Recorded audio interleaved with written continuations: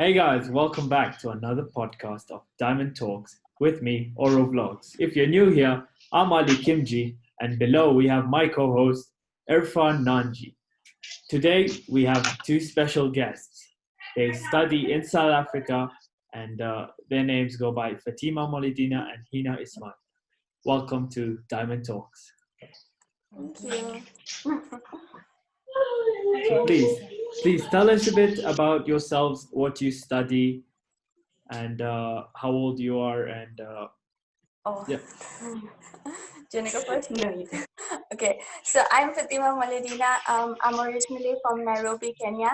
And yes, I do study here in South Africa in Cape Town at the University of Cape Town. And I'm currently doing a 4-year degree in social work. I'm in my third year, so third and one of the hardest years because of all that's going on. But yeah, I just finished my first semester of third year yesterday. I did my last submission online, and I just have one more test to go and the semester's over. Yeah, and okay, so I'm Hina Ismail. I'm also studying in UCT, Cape Town, but I'm from Dar es Salaam, Tanzania originally. And I'm studying psychology as my major. It's my last year for my bachelor's degree, so not really the best year to spend in lockdown. But I think it's pretty good. I mean, it's done a lot of benefit. oh, we didn't say our Great. ages. Yeah, we both. No, I'm 22. I'm 21. Yeah. Awesome, Okay. awesome. Now tell us a bit about what you're going to Awesome. talk to us That's good about. to hear. Sorry? Tell us what you're going to talk about today. Talk to us. Okay, yeah. So we just wanted to talk around the topic of mental health just now, studying abroad, being away from family at such a hard time. This is something that like none of us have ever experienced in our lives, and honestly, even our parents have not experienced because it's something really different. And just to give like our 2 cents, like we're no experts in any way, but just to give our 2 cents about keeping up like a healthy mental health and misconceptions around mental health, and yeah, just keeping yourself going and active in such a time, I would say. Not to focus on the negative aspect of life, but try to look at the positivity and try to make the best of whatever life throws at you. Yeah. That's great. So, if I can start by asking to start us off, how much impact does a positive mindset have on mental health? Quite a lot. It makes a huge difference because if you have a negative mindset, research shows that you often kill your white blood cells, lowering your immune system. So it makes you it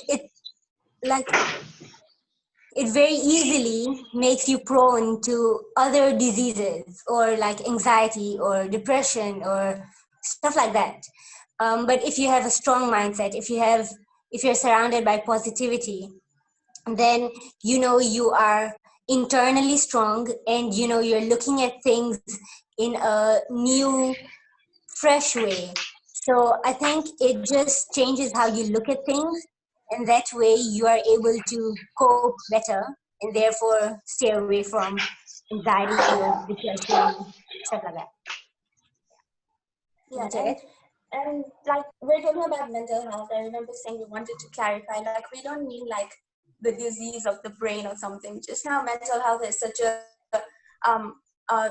like topic that's in conversation, and we need to be open to the topic in conversation. I feel like it has a lot of taboo around it, especially in our communities where like we feel like it's talking about a crazy person or something like that.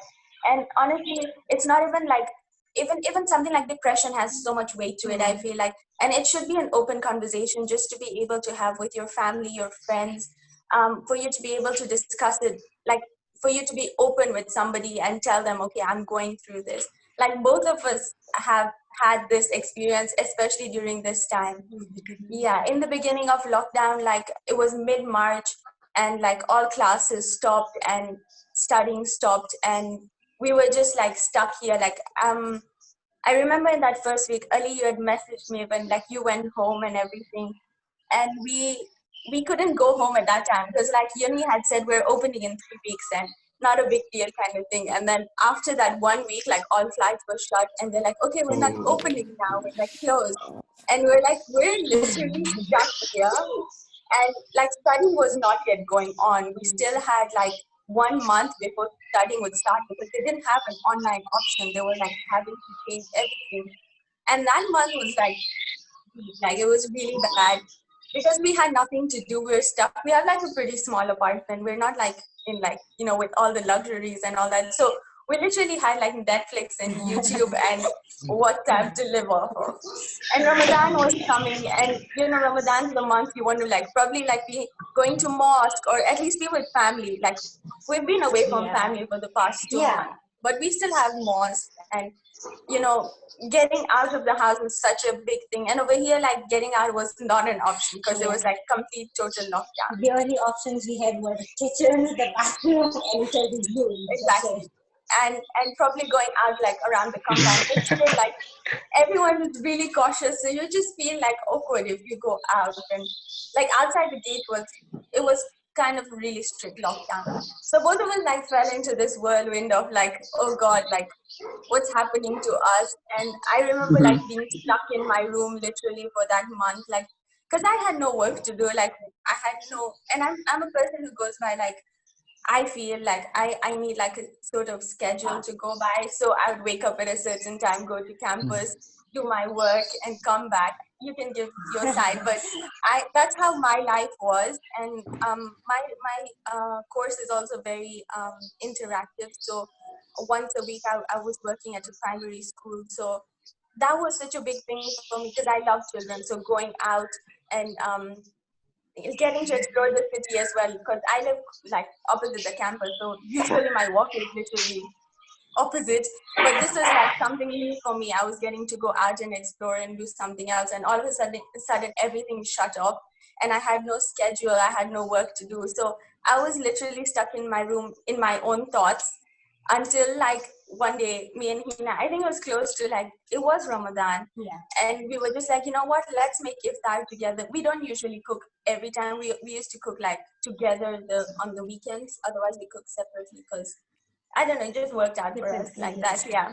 So I remember both of us were cooking iftar, and both of us were like so emotional, and both of us had like felt it at that time. We were like, okay, we need to change this. And yeah, we'll talk about what we did, but you can give you the side of the story. Yeah, so for me, it wasn't much of a change. I didn't have a lot of classes and chances anyway, but just the fact that I could not go out anywhere, I could not see anyone.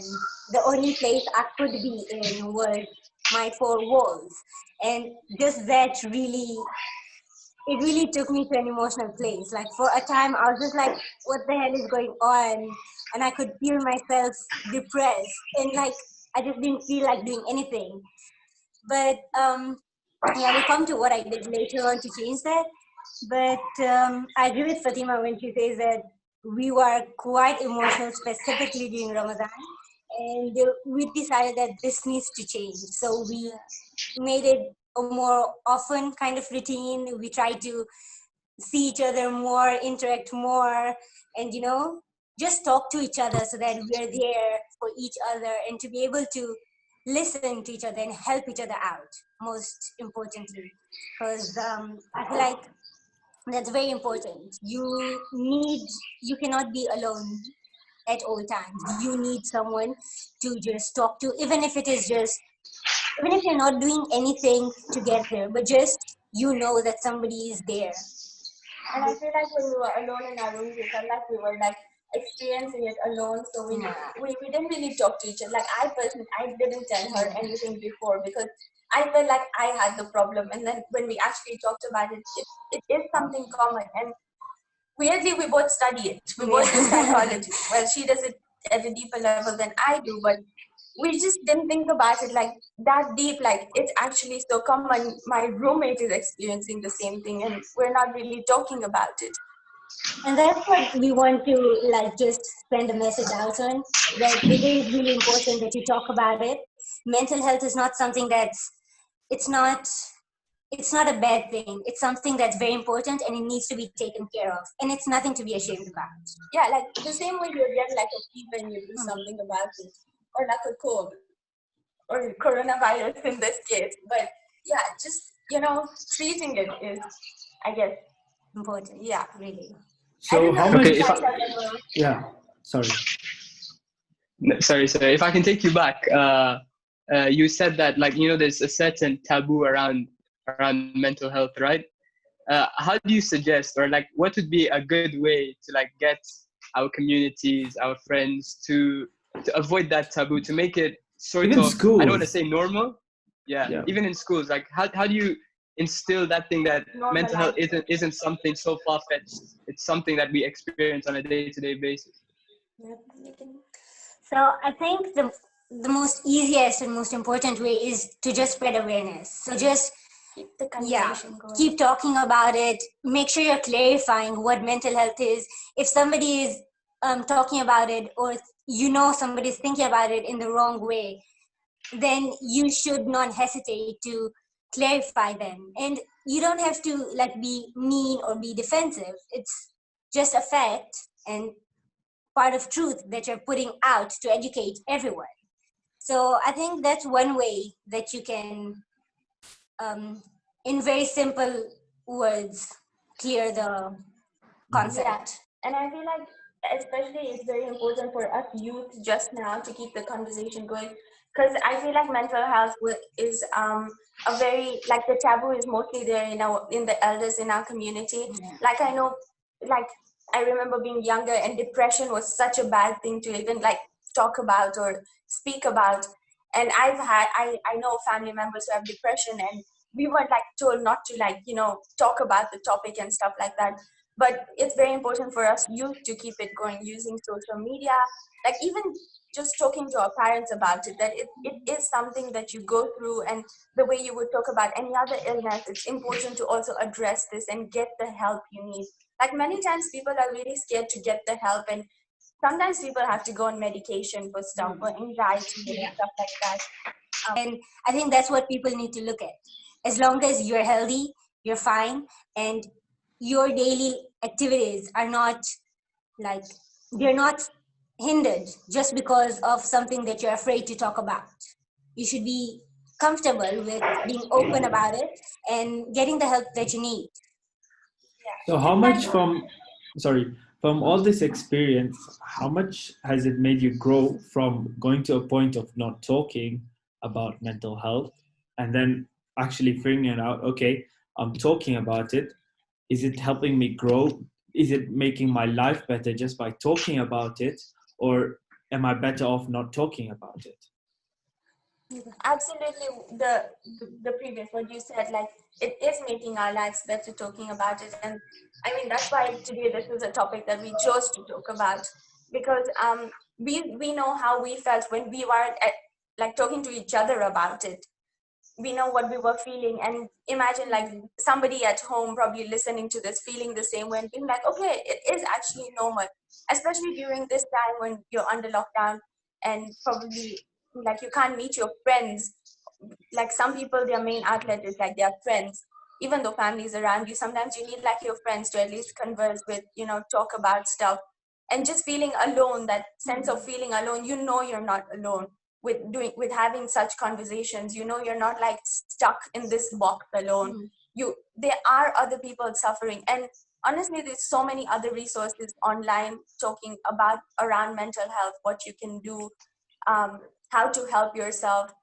And honestly you don't have to be like diagnosed with something or like be like have depression itself. You can have the symptoms only and just feel like at your lowest. I've never had any cases with mental health, but just feeling at your lowest was such an awakening for me, that wow, I can actually feel this way, and it's actually happening to me. It was really scary for me. That's why I didn't speak about it, But now I'm like, why didn't I speak about it?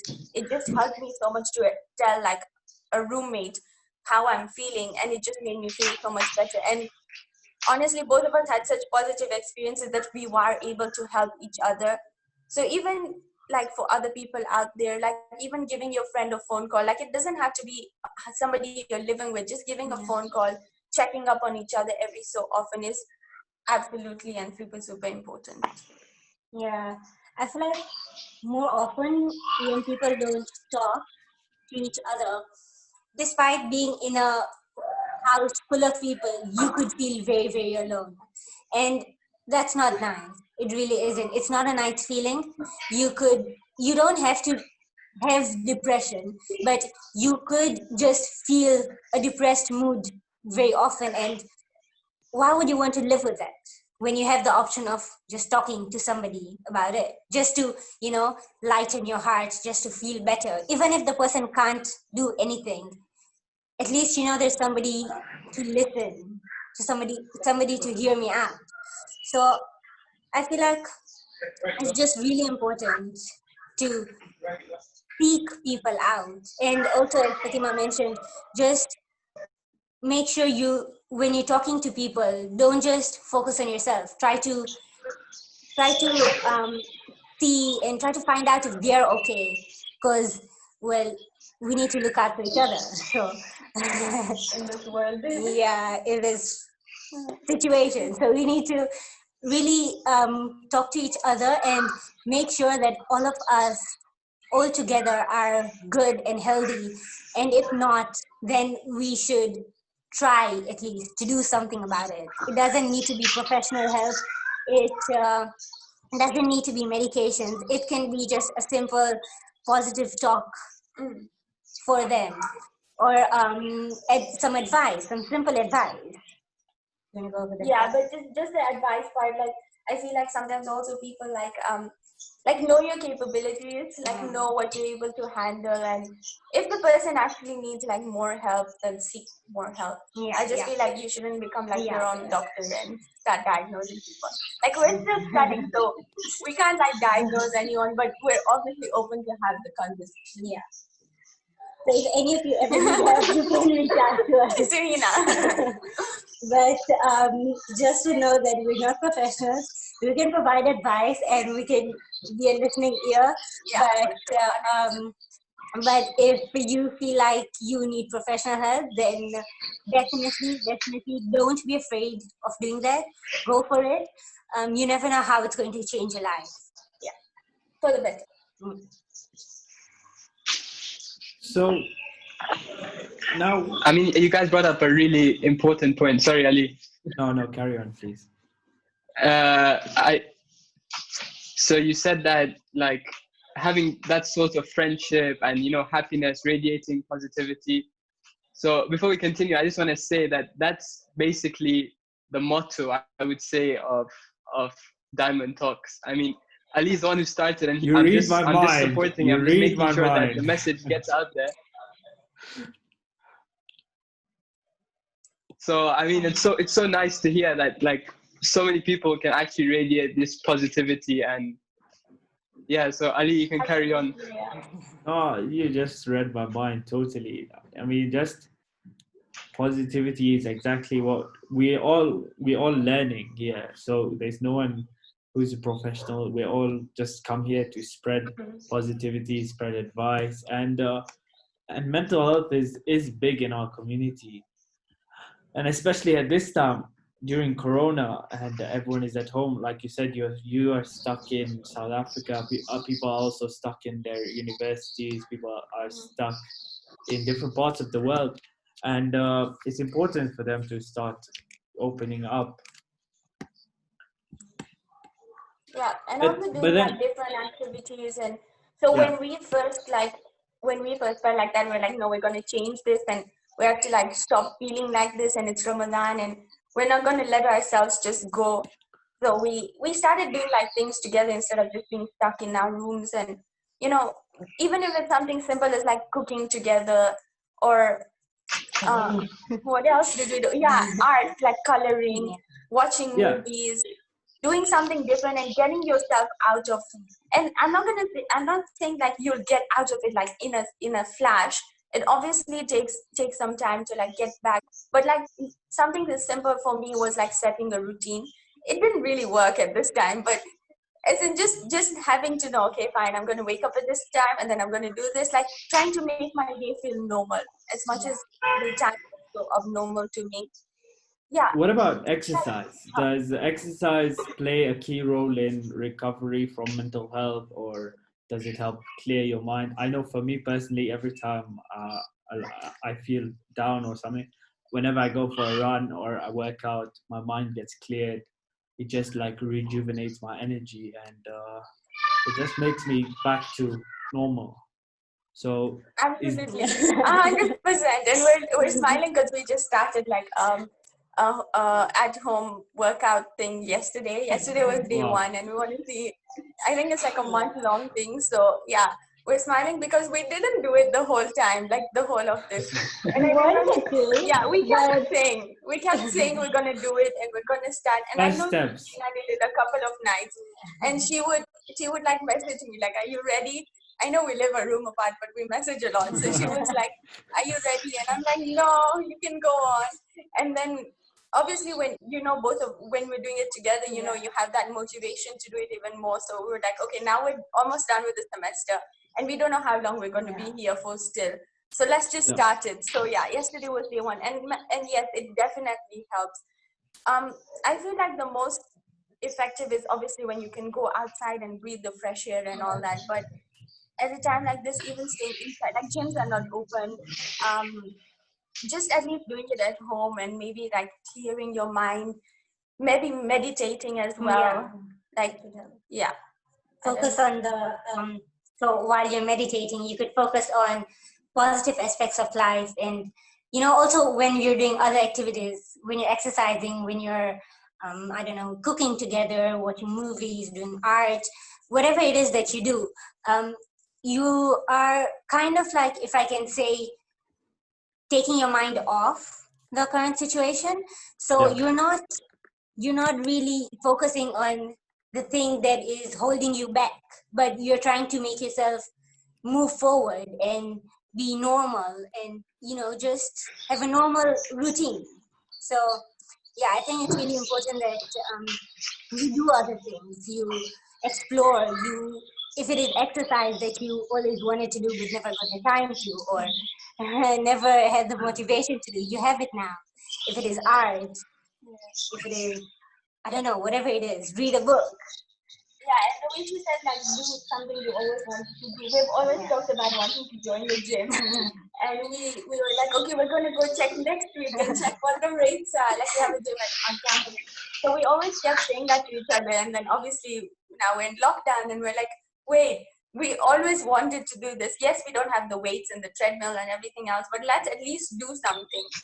So yeah, try the thing you've always wanted to do and you never did. Like, I'm gonna say we did something really like we cut each other's hair. Nobody's gonna see us during lockdown, so why not? My mom Do cut that thing my you've hair. always wanted. My mom cut Yes, my hair, so I know that. Yeah. So, but I mean, for a girl, it's a big thing when you're cutting each other's hair just for no use.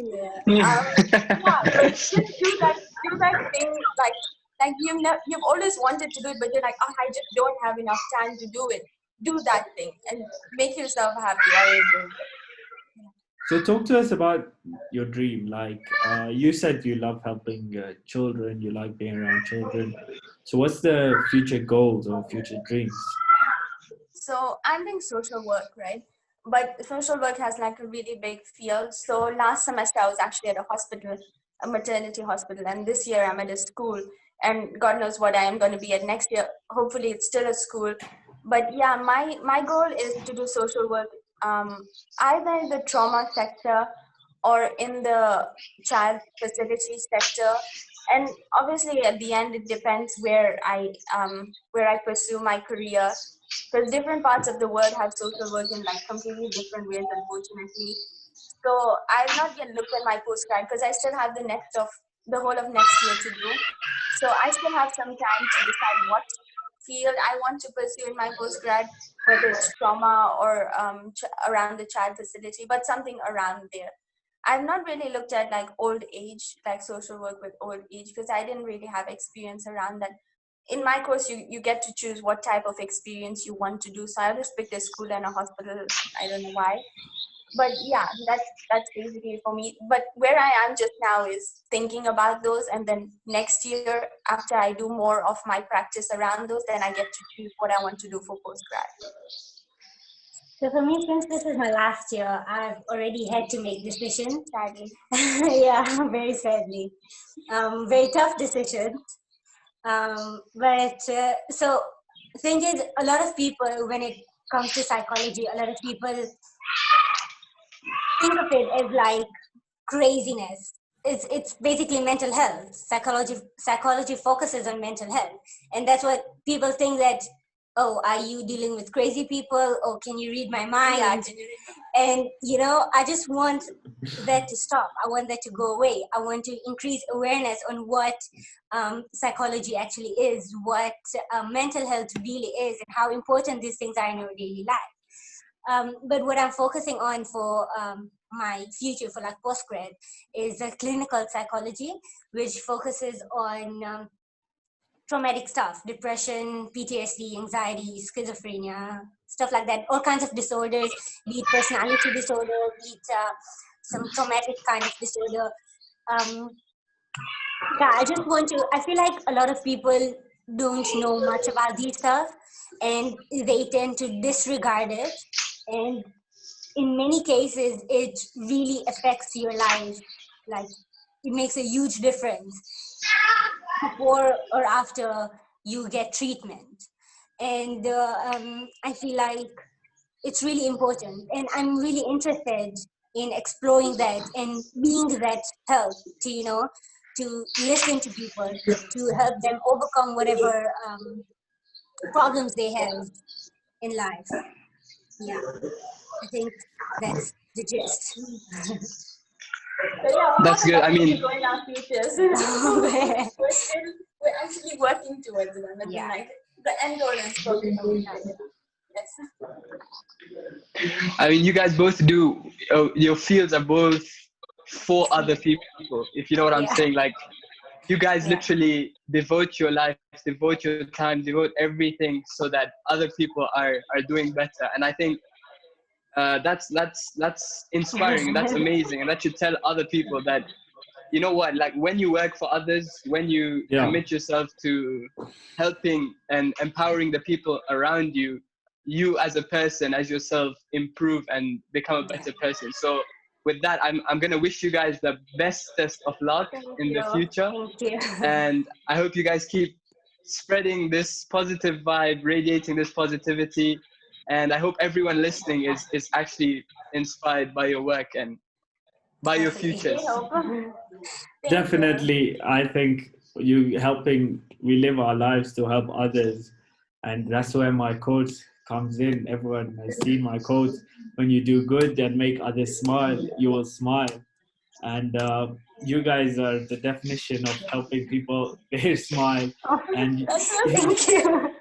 and that's exactly what Diamond Talks is about: spreading positivity, making people smile. And thank you guys really for coming on to Thank you for Diamond having Talks, us. to come on to Diamond Talks, to spread positivity, to explain to people that it's okay to have to suffer from mental health, talk to a friend, cook together, do some exercise, and there's so many different ways to overcome. Yes, exactly. The first step, but you have to take the first step and decide that, okay, I have mental health problems, I want to get better, this is what I need to do. And we really appreciate you coming on and talking for us, and giving us, myself and Irfan, more knowledge on mental health. We are not experts, but we always want to learn We in aren't every either, field. but yeah, we just want to like get the conversation going, and as Nina said, normalize it. Yeah. Spread out all the health and positivity that we can. Yes. Especially during this time. So thank you, dear viewers, for tuning in. And this is Diamond Talks with Oro Vlogs and Irfan Nanji. And we are signing out, and we'll see you in the next podcast. Bye bye.